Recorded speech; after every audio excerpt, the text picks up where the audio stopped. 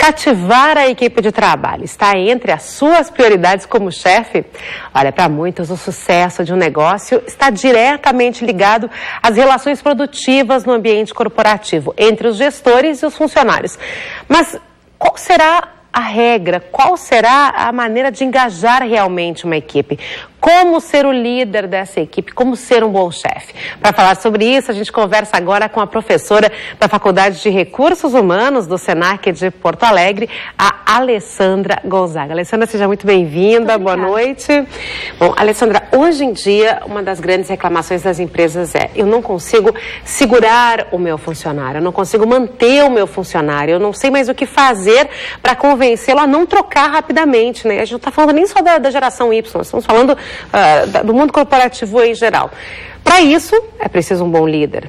Mas quem é esse líder? O que tem esse líder aí?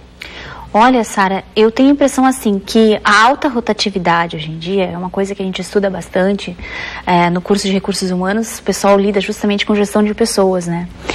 E existem vários fatores que podem contribuir com a rotatividade, tanto problemas de gestão da empresa, aí sim, a dificuldade até mesmo de manejar o recurso humano, salário, possibilidade de crescimento, o fato da pessoa não saber ao certo a sua própria função, aí problema de treinamento. Pode ser um problema do mercado, então de repente uma profissão que está em aquecimento ou uma área que tem muita demanda e a pessoa rapidamente pode trocar de empresa. E tem sim o fator da liderança. O fator da liderança é de não saber ao certo a que equipe se pertence, o que é um bom resultado, eu consigo ou não contribuir para esse resultado. Então, uma das coisas que a gente fala de motivação é assim: você tem que pelo menos 3 perguntas responder sim, né? Eu sei fazer isso que eu estou fazendo, primeira pergunta. Se eu fizer isso bem feito, isso vai ser valorizado. E o resultado que eu obter, eu vou valorizar isso? Eu me interesso por isso? Eu dou valor para isso? É o que eu quero. Que significado isso vai ter para mim se eu chegar lá? Exatamente. Então tem a questão do significado pessoal do trabalho, do quanto o trabalho me faz crescer, né? O quanto eu posso, de repente, me desenvolver nessa empresa. Mas tem também o fato de saber fazer. Olha, a Alessandra, ela é autora do livro Conexões Inteligentes, Como Gerenciar as Emoções na Vida Pessoal e no Trabalho, esse livro que eu tenho aqui na minha mão. Alessandra, essa relação que você fala aqui, que nada mais é do que a inteligência emocional, cada vez mais aplicada ao ambiente corporativo, ela também é muito importante quando se fala de um gestor, né? Porque antigamente o chefe era meio pai, né? Xingava, mandava, a gente ficava esperando ali um ok. Hoje em dia, há uma liderança, há uma hierarquia, mas há uma parceria também, né? Qual é o limite dessa parceria para o chefe? É muito importante que o chefe, hoje, ele não seja só funcional, que ele seja também, além da função que ele ocupa. Então, por exemplo, se ele é um gerente de planejamento estratégico, ele vai ter que entender de análise de risco, ele vai ter que conversar com outras áreas, ele vai, de repente, ter que conhecer o mercado de atuação da empresa dele. Isso é o funcional, isso é o trabalho dele. Agora, além disso, ele tem a competência comportamental. Então, como ele consegue esse resultado? Como ele integra a equipe dele? De que forma ele toma as decisões envolvendo as pessoas da equipe dele? Aí entra a inteligência emocional. Então, a capacidade de se relacionar bem, entendendo as próprias emoções e regulando essas emoções, e também da sua equipe. Então, em primeiro lugar, o autoconhecimento pessoal, né? Só que eu conheci um chefe até dessa área do jornalismo e é muito engraçado. Um dia ele me disse assim: eu faço terapia para ser um chefe melhor. Eu estava começando minha vida profissional, não entendia, como assim? E hoje eu vejo que esse é um início muito importante, né? Ou seja, você ser um marido melhor, uma esposa melhor, um pai melhor, tem que se conhecer, né? Tem que saber quem é. E conhecendo isso, né? Essa pessoa já tendo um autoconhecimento, um autocontrole das suas emoções e dos seus objetivos. Como conhecer todos os seus funcionários, porque às vezes isso não é possível, né? Como faz isso? Quer dizer, conhece, a pessoa tem 50, 60, 20 pessoas também, se for o caso, aí é muita gente. Geralmente, quando é mais do que 10 pessoas até, você já tem a média gerência, né? Você já tem pessoas para coordenar ou supervisionar essas pessoas. Perfeito. E essas pessoas vão ter que fazer esse meio de campo. É muito difícil uma pessoa coordenar diretamente o trabalho de 50 pessoas, né?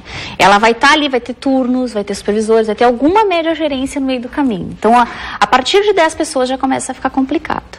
Justamente porque você tem que ter uma relação pessoa a pessoa. E hoje em dia a gente usa muito e-mail, né?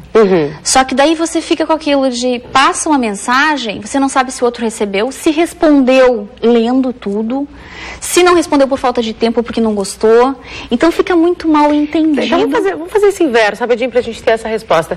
O contato do funcionário com o chefe, né? A demanda, quero conversar, quero perguntar alguma coisa. Deve ser feito por e-mail e o que deve ser feito ao vivo? Ao vivo tem que ser aquelas reuniões que vão demandar o trabalho em conjunto. Então, o plano de ação conjunto, o que nós vamos fazer? Em que prazo vamos obter esse resultado?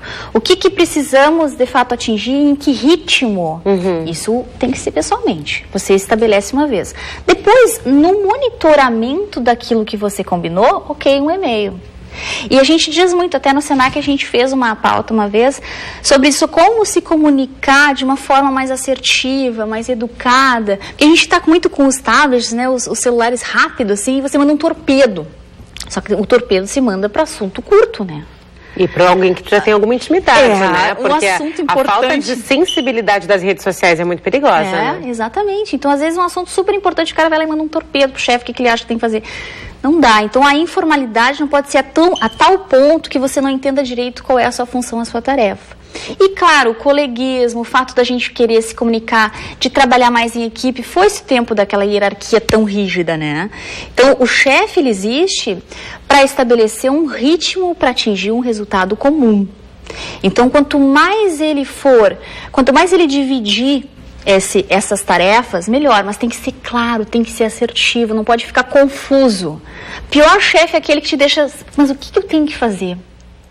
Mas será que eu já fiz bem feito? Mas por que ele está bravo? Será que é comigo? Então, a incerteza é muito pior do que você ter uma pessoa que, de alguma forma, te diga exatamente o que ele espera de ti, como é que você pode crescer naquela empresa. Isso é um bom chefe. Você está falando de feedback, né? Isso. De quanto em quanto tempo é necessário o feedback desse bom gestor, desse bom chefe? Depende do nível hierárquico que você está falando, né? Porque a gente tem aquilo que a gente fala do gerente minuto, a história do gerente minuto. Tem desde aquele cara que está começando na empresa, que talvez o feedback seja diário, para saber se ele está evoluindo bem. Aquela pessoa que já tem uma certa autonomia, um feedback semanal. Até uma pessoa que já pode gerenciar o seu próprio trabalho, um feedback mensal. E grandes gestores, um feedback semanal. Alessandra Gonzaga, muito obrigada pela tua presença aqui conosco. Muito obrigada mesmo, um bom ano para você. Muito obrigada, Sara.